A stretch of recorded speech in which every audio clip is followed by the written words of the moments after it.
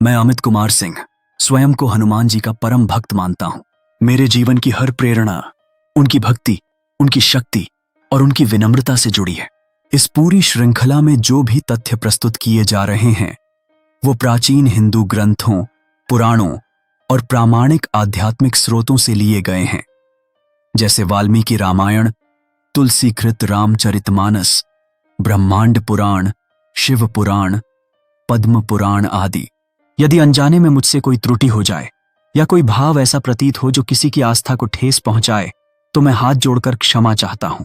मेरा उद्देश्य केवल भगवान हनुमान की शक्ति और भक्ति की महिमा को आप तक पहुंचाना है। अब आइए इस पावन कथा का अगला भाग सुनते हैं। जय श्री राम, जय बजरंगबली। आप देख रहे हैं भारत पल्स और मैं हूं अमित कुमार सिंह। भारत पल्स प्रस्तुत करता है एक ऐसी पौराणिक गाथा जिसे केवल कहानी समझना भूल होगी। यह गाथा है पराक्रम की, भक्ति की और अमरता की। यह कथा है उस दिव्य बालक की जिसने बचपन में ही सूर्य को फल समझकर निगलने चल पड़ा और देवताओं तक को चकित कर दिया। यह कथा है श्री राम के अनन्य भक्त, शंकर के अवतार, वायुपुत्र, महाबली हनुमान की। हनुमान जी कौन है? हनुमान जी केवल एक पात्र नहीं बल्कि भारतीय संस्कृति में भक्ति, शक्ति और विवेक के मूर्त रूप हैं। उनकी पहचान अनेक रूपों में होती है।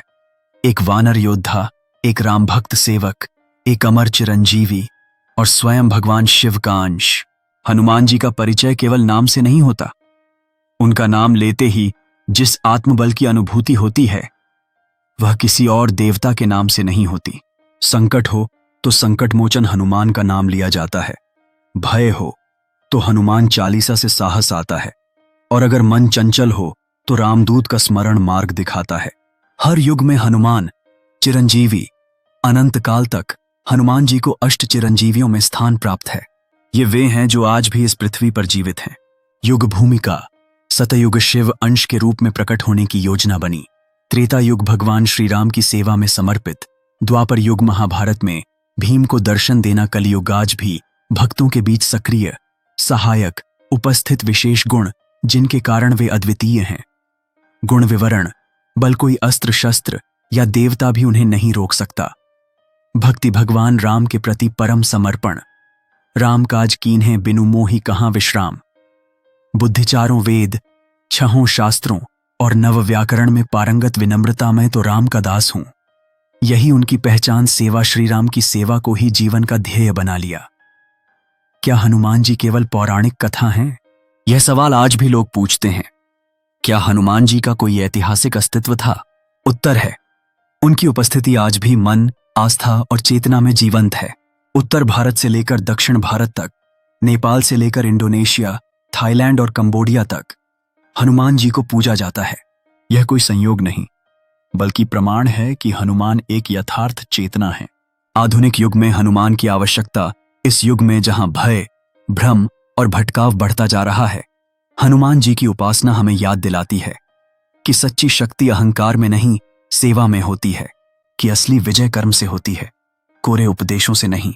कि राम काज का अर्थ आज का कर्तव्य बोध है। हनुमान जी केवल रामायण के नायक नहीं हैं, वे धर्म, नीति और साहस के प्रतीक हैं। अब चलिए उनके जन्म की ओर बढ़ते हैं। जानते हैं कि किस प्रकार भगवान शिव ने उन्हें भेजा और कैसे देवताओं की योजना से वायुपुत्र का अद्भुत अवतरण हुआ। जब अधर्म बढ़ता है तो ईश्वर किसी न किसी रूप में इस सृष्टि की रक्षा करते हैं, कभी स्वयं अवतार लेकर तो कभी अपने अंशों को भेजकर। हनुमान जी का जन्म भी कोई सामान्य घटना नहीं था। यह एक दैवी योजना थी। रावण के अंत की नींव और धर्म की विजय की शुरुआत। रावण का अहंकार जो बना, उसके अंत का कारण रावण ने कठोर तपस्या से ब्रह्मा जी से वरदान प्राप्त किए थे। उसने वर मांगा था कि देव, दैत्य, राक्षस, किन्नर, यक्ष, गंधर्व, नाग कोई उसे न मार सके। लेकिन उसने मानव और वानर को छोटा समझकर छोड़ दिया। यही उसकी सबसे बड़ी भूल थी। देवताओं की सभा, धर्म संकट और समाधान। जब रावण का अत्याचार त्रिलोक में फैला तब ब्रह्मा जी के आग्रह पर सभी देवता एकत्र हुए। वहां भगवान विष्णु ने घोषणा की, मैं मनुष्य रूप में राम के रूप में जन्म लूंगा। तो भगवान शिव बोले, मैं अपना अंश एक ऐसे सेवक के रूप में भेजूंगा जो राम कार्य में अद्वितीय होगा। मालिक, सभी देवताओं ने तय किया, हम वानरों के रूप में अपने अंश से ऐसे वीर उत्पन्न करेंगे जो राम के सहायक बनेंगे। अंजना और केसरी। धरती पर भगवान की योजना के पात्र वानरराज केसरी पर्वतराज थे। बलवान, तेजस्वी और शास्त्रज्ञ। उनकी पत्नी थीं देवकन्या अंजना, जो पहले अप्सरा थीं, पुण्यवती, स्वर्ग से शापवश पृथ्वी पर जन्मी। अंजना ने हिमालय में गुफाओं में हजारों वर्षों तक शिव की तपस्या की। उनकी एक ही प्रार्थना थी, हे प्रभु, मुझे एक ऐसा पुत्र दीजिए जो न केवल तेजस्वी हो बल्कि भगवान की सेवा में जन्म से समर्पित हो। भगवान शिव का अंश, दिव्य गर्भ प्रवेश। भगवान शिव प्रसन्न हुए। उन्होंने अपने तेज को प्रकट किया, लेकिन किसी भी स्त्री की कोख में सीधा प्रकट नहीं हो सकते थे। उसी समय राजा दशरथ पुत्रेष्ट यज्ञ कर रहे थे। उस यज्ञ का खीर वायुदेव द्वारा कौशल्या, कैकेयी और सुमित्रा तक पहुंचाई जा रही थी। वायुदेव ने शिव के आदेश से उसी दिव्य खीर का अंश अंजना तक पहुंचा दिया। वह खीर शिव के तेज से युक्त हो चुकी थी। यह कोई साधारण गर्भ नहीं था। यह था भगवान शिव का अंश, वायुदेव का संचार और एक अप्सरा की तपस्या का फल। जन्म। वायुपुत्र का आगमन। अंजना का गर्भ धीरे धीरे दिव्य हो उठा। नवमी तिथि, मंगलवार, चित्रा नक्षत्र और शुक्ल पक्ष में हनुमान जी का जन्म हुआ। जन्म लेते ही बालक की आंखों में सूर्य जैसा तेज था, चेहरे पर भोलेपन की छाया, लेकिन शरीर में वज्र जैसी शक्ति। जन्म के साथ ही पृथ्वी हिल उठी। देवताओं ने पुष्प वर्षा की और आकाश में दिव्य ध्वनि गूंजी। यह बालक न केवल राम भक्त बनेगा बल्कि धर्म की सबसे बड़ी शक्ति भी कहलाएगा। वायुपुत्र क्यों कहा जाता है? हनुमान जी को वायुपुत्र इसलिए कहा जाता है क्योंकि उनका गर्भाधान वायु के माध्यम से हुआ। वायु ने ही उनकी रक्षा की और वायुदेव ने उन्हें अपने पुत्र रूप में स्वीकार किया। इसलिए उन्हें पवनसुत, मारुति, आंजनेय और वायुपुत्र कहा जाता है। जन्म के बाद की घटनाएं। बल की पराकाष्ठा। जन्म के कुछ ही समय बाद हनुमान जी ने रोशनी देखकर उसे फल समझा और सूर्य की ओर उड़ चले।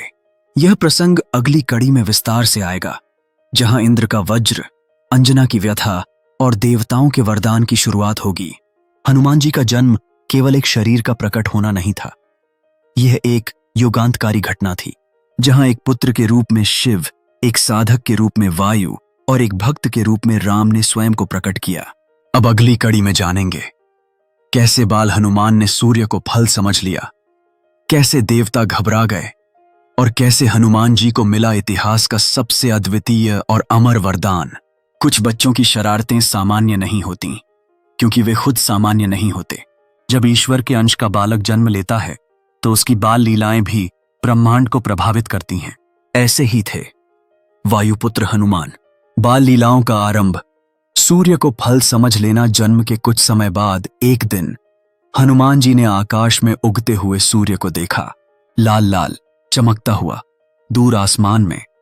उन्हें लगा यह तो कोई स्वादिष्ट फल है। बिना सोचे बिना रुके वे आकाश की ओर उड़ चले। उनकी गति वायु के समान, बल बिजली के समान और मन चंचल था। देवताओं की चिंता, कौन है यह बालक? जैसे जैसे हनुमान सूर्य के करीब पहुंचने लगे, देवताओं में हड़कंप मच गया। सूर्यदेव घबरा गए। ये कौन आ रहा है? इंद्रदेव ने तुरंत आदेश दिया, इस बच्चे को रोको, नहीं तो ब्रह्मांडीय संतुलन बिगड़ जाएगा। इंद्र ने अपने वज्र का प्रयोग किया। वज्र सीधे हनुमान जी के ठोड़ी पर लगा और वे बेहोश होकर धरती पर गिर पड़े।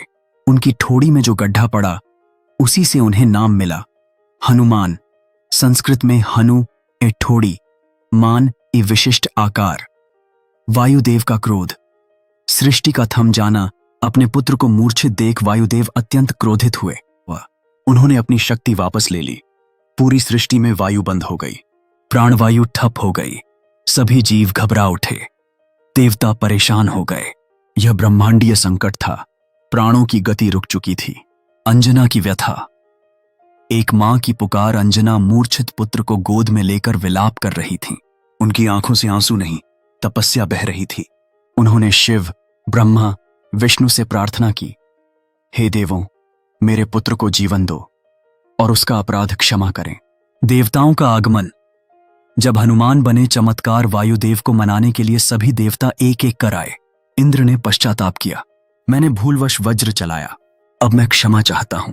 तब सभी देवताओं ने एकमत होकर कहा, यह बालक अब केवल वानर नहीं, यह ब्रह्मांड की विशेष शक्ति है, इसे हम सब अपने अपने दिव्य वरदान देंगे। अब वह महाभावन दृश्य, जब हनुमान को मिले देवताओं से वरदान, देवता वरदान ब्रह्मा जी हनुमान जी को कोई भी अस्त्र शस्त्र नहीं मार सकेगा, किसी यंत्र या मंत्र से उन पर प्रभाव नहीं होगा। इंद्रदेव वज्र से अमरता और अमोघ बल, भविष्य में कोई वज्र उन्हें छू भी नहीं सकता। अग्निदेव अग्नि उन्हें कभी जला नहीं सकेगी, अग्नि में प्रवेश भी करें तो अघात रहेंगे। वरुण देव जल उन्हें कभी बांध नहीं सकेगा, जल में वे स्वतंत्र विचरण करेंगे। यमराज उन्हें मृत्यु नहीं छू सकती, जब तक स्वयं इच्छा न करें तब तक उनका जीवन अक्षुण्ण रहेगा। कुबेर अपार धन, भंडार और कभी न समाप्त होने वाली संपत्ति विश्वकर्मा कोई भी मायावी रचना या अस्त्र उन्हें हानि नहीं पहुंचा सकेगा। वायुदेव असीम बल, वेग और गति, वायु की भांति स्वच्छंद और अजेय शिव जी अपने ही अंश को आशीर्वाद, चिरंजीवता, ज्ञान और शक्ति का संगम, सूर्य देव उन्हें अपना शिष्य बनाया। हनुमान ने सूर्य से वेद, शास्त्र और नीति शास्त्र सीखा एक बालक। अब देवताओं के वरदानों से बना महाशक्ति हनुमान अब केवल केसरी और अंजना के पुत्र नहीं रहे, अब वे स्वयं देवताओं की सम्मिलित ऊर्जा बन गए थे। इस वज्र प्रहार की घटना के बाद हनुमान जी को भुलक्कड़ता का भी वरदान मिला कि जब तक कोई उन्हें उनका बल न याद दिलाए वे स्वयं को साधारण ही मानते रहेंगे। यही कारण है कि रामायण में जब जामवंत ने उन्हें याद दिलाया तब उन्होंने समुद्र पार करने का निश्चय किया।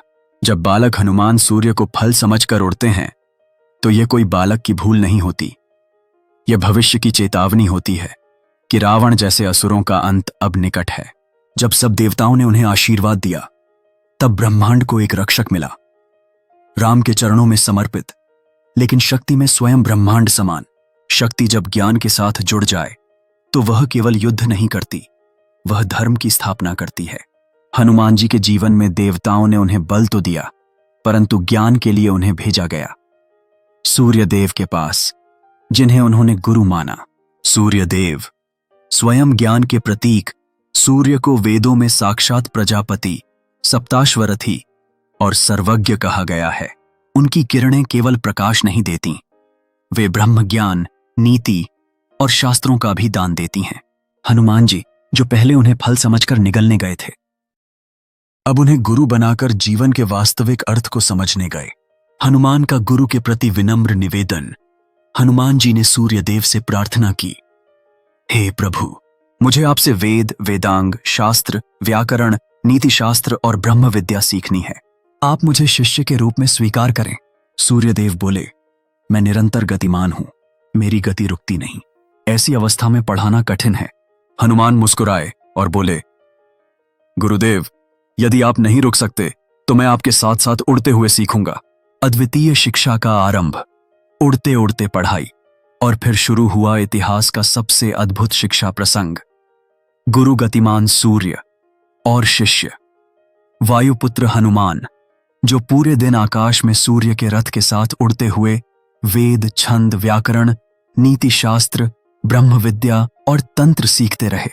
हनुमान जी को प्राप्त ज्ञान, विषय विस्तार चारों वेद, ऋग्वेद, यजुर्वेद, सामवेद, अथर्ववेद का संपूर्ण ज्ञान, षड्दर्शन, सांख्य, योग, वैशेषिक, न्याय, मीमांसा, वेदांत, नव व्याकरण, संस्कृत के नवमूल भाषा शास्त्र, जिनसे भाषाएं बनती हैं, नीति शास्त्र, नीति, धर्म, आचार, लोक व्यवहार, धर्मशास्त्र, कर्म, यज्ञ, दान, ऋतु, श्राद्ध आदि की विधियां, अर्थशास्त्र, शासन, राजनीति, समाज प्रबंधन, संगीत और काव्य स्वर, ताल, छंद और भाव, सूर्य का आशीर्वाद।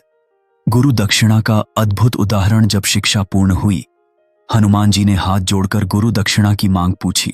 सूर्यदेव बोले, हे वत्स, मैंने तो तुम्हें केवल धर्म का प्रसार करने के लिए पढ़ाया, मुझे कुछ नहीं चाहिए। हनुमान जी ने फिर भी आग्रह किया, गुरु को दक्षिणा देना मेरा कर्तव्य है। तब सूर्यदेव बोले, यदि देना ही है तो मेरे पुत्र सुग्रीव की सेवा करना, उसे संकट में मत छोड़ना। हनुमान जी ने वचन दिया, प्रभु, राम कार्य के समय जब सुग्रीव को संकट आएगा तो मैं अपने प्राणों से भी उसकी रक्षा करूंगा। और यह वही वचन था जिसके कारण आगे चलकर हनुमान जी सुग्रीव को राम से मिलवाते हैं। हनुमान जी इस शक्ति प्लस विद्या प्लस विनय। एक ओर वह वानर योद्धा थे जिनके एक प्रहार से पर्वत हिलते थे, दूसरी ओर वह परम ज्ञानी थे जिनकी बुद्धि से देवता भी दंग रह जाते थे। और सबसे बड़ी बात, विनम्रता। इतने ज्ञान के बाद भी स्वयं को केवल राम का दास मानना। हनुमान जी को हम संकट मोचन बलशाली रक्षक मानते हैं, लेकिन यह भूल जाते हैं कि वे एक परम विद्वान भी थे। उनकी शिक्षा का आदर्श यह है कि अगर गुरु चल रहा है तो शिष्य को उड़कर सीखना चाहिए। ज्ञान वही है जो सेवा में लगे। हनुमान का ज्ञान उनके बल की जड़ था और भक्ति की ऊंचाई भी। कभी कभी ईश्वर अपने अंश को भी परीक्षा में डालते हैं। हनुमान जी जो शक्ति, ज्ञान और वरदानों के सागर थे, एक समय ऐसा आया जब वे खुद को एक साधारण वानर समझने लगे। क्यों? क्योंकि यह लीला थी, राम भक्ति की राह की तैयारी। शक्ति जब भक्ति से मिलती है तभी सृष्टि के असली चमत्कार होते हैं। वरदान या परीक्षा। हनुमान जी को क्यों हुई भूलने की शक्ति? जब देवताओं ने हनुमान जी को अनेक शक्तियां दी, तब यह भी अनुभव किया कि इतना बल एक बालक में अहंकार भी ला सकता है। ब्रह्मा जी ने इसलिए एक विशेष स्मृति आवरण का वरदान दिया कि जब तक कोई उनका बल उन्हें याद न दिलाए, वे स्वयं उसे याद न रखें। यह वरदान एक सीमित भूलने की शक्ति थी, एक ऐसी भूल जो अहंकार से बचाती है। बाल हनुमान की शरारतें। जब ऋषि मुनि परेशान हुए ज्ञान प्राप्ति के बाद भी, हनुमान जी बाल रूप में अत्यंत चंचल थे। ऋषियों की तपस्या में विघ्न डालना, मुनियों की गायब वस्तुएं वापस लाना और आसमान में उड़ते हुए पक्षियों से बातें करना।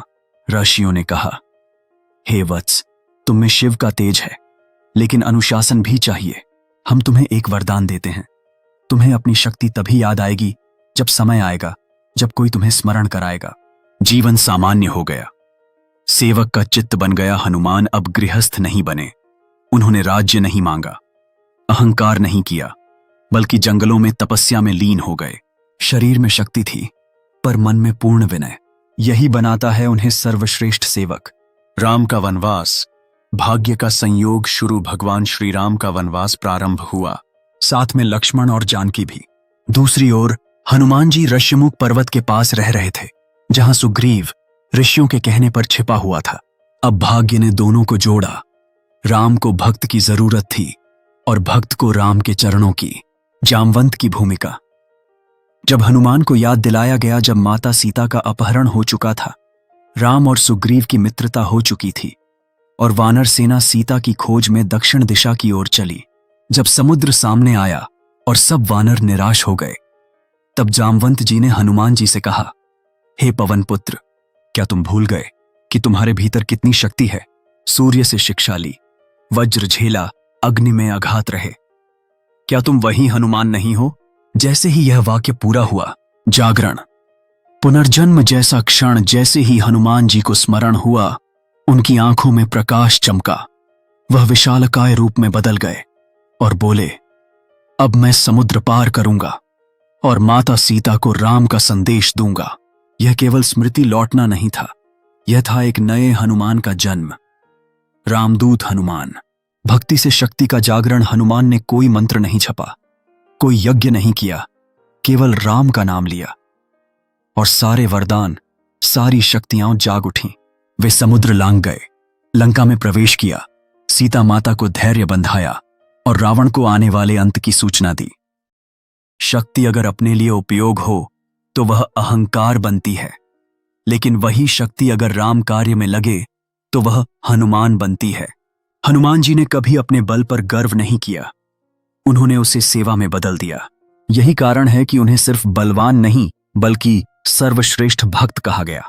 उनकी भुलक्कड़ता एक संदेश है हम सबके लिए कि असली पहचान तब बनती है जब हम अपने कार्य को भगवान के चरणों में अर्पित करते हैं। जब कोई भक्त अपने आराध्य के कार्य में लग जाता है तो उसका हर कदम ईश्वर का प्रतिनिधित्व करता है। हनुमान अब केवल वायुपुत्र नहीं थे, अब वे रामदूत बन चुके थे। उनकी हर लीला अब धर्म की रक्षा के लिए थी। सीता की खोज से लेकर लंका को जलाने तक हर कदम पर उन्होंने एक ही नाम लिया, श्री राम। समुद्र लांघने से पहले विश्वास का संकल्प। हनुमान जी को जब अपना बल स्मरण हुआ तब उन्होंने समुद्र के सामने खड़े होकर एक प्रण लिया, रामकाज करिबे को आतुर, सीता खोज अब मैं जाऊं। उन्होंने पर्वत पर चढ़कर विशाल रूप धारण किया। गगन में उड़ चले। पहाड़, बादल, पक्षी सब चकित हो उठे। वायुपुत्र उड़ चला था धर्म की खोज में। समुद्र यात्रा की बाधाएं, हनुमान की बुद्धि, शक्ति और नम्रता, मैनाक पर्वत जो विश्राम के लिए सामने आया। हनुमान बोले, मैं रामकाज कर रहा हूं, विश्राम बाद में। सुरसा राक्षसी जिसने आदेश दिया, मुझे खाए बिना आगे नहीं जा सकते। हनुमान ने चतुराई दिखाई, स्वयं को बड़ा किया, फिर छोटा होकर निकल गए। सिन्हिका जो छाया पकड़कर नीचे खींचती थी, हनुमान ने उसे तत्काल समाप्त किया। यह यात्रा केवल बल की नहीं थी, यह बुद्धि, धैर्य और भक्ति की भी परीक्षा थी। लंका में प्रवेश, गुप्तचर नहीं, दूत बनकर हनुमान जी ने रात्रि में लंका में प्रवेश किया। लंकिनी नाम की राक्षसी को हराकर भीतर पहुंचे। विभीषण के घर भी गए और अंत में अशोक वाटिका में सीता माता को खोज निकाला। श्रीराम की मुद्रिका, सीता को आश्वासन हनुमान जी ने विनम्रता से स्वयं को रामदूत बताया। फिर राम द्वारा दी गई अंगूठी उन्हें दी। सीता जी के नेत्रों से अश्रुधारा बह चली। उनकी पीड़ा में एक प्रकाश जगा। अब मुझे विश्वास है प्रभु आएंगे। हनुमान जी बोले, माता मुझे आज्ञा दें तो अभी रावण को समाप्त कर आपको ले चलूं। सीता बोली, नहीं वत्स, राम स्वयं आएंगे, यही धर्म है। अशोक वाटिका में विनाश, पराक्रम की झलक सीता से विदा लेकर हनुमान जी ने रावण के बल को परखने के लिए अशोक वाटिका उजाड़ दी, राक्षसों को परास्त किया, अक्षय कुमार को मार डाला। लंका में त्राही त्राही मच गई। रावण दरबार में निर्भीकता की मिसाल रावण के सामने बांध कर लाए गए। पूछा गया, तू कौन है? हनुमान बोले, रामदूत हूं। न दूत को बांधते हैं न मारते हैं, नीति यही कहती है। रावण ने क्रोध में आदेश दिया, इसकी पूंछ में आग लगा दो। लंका दहन, भक्ति का विस्फोट। हनुमान जी ने शांति से आग सह ली। फिर जैसे ही आग लगी, उन्होंने लंका में ऐसा उछाल मचाया कि महल जल उठे।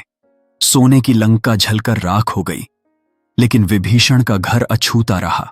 यह संकेत था, जो धर्म पर है उसे कोई आग जला नहीं सकती। वापसी और संदेश। श्री राम को दी माता की खबर। हनुमान जी उड़ते हुए वापस आए। चरणों में सिर झुकाकर श्री राम से कहा, माता सीता सुरक्षित हैं, आपके नाम का स्मरण उन्हें शक्ति दे रहा है।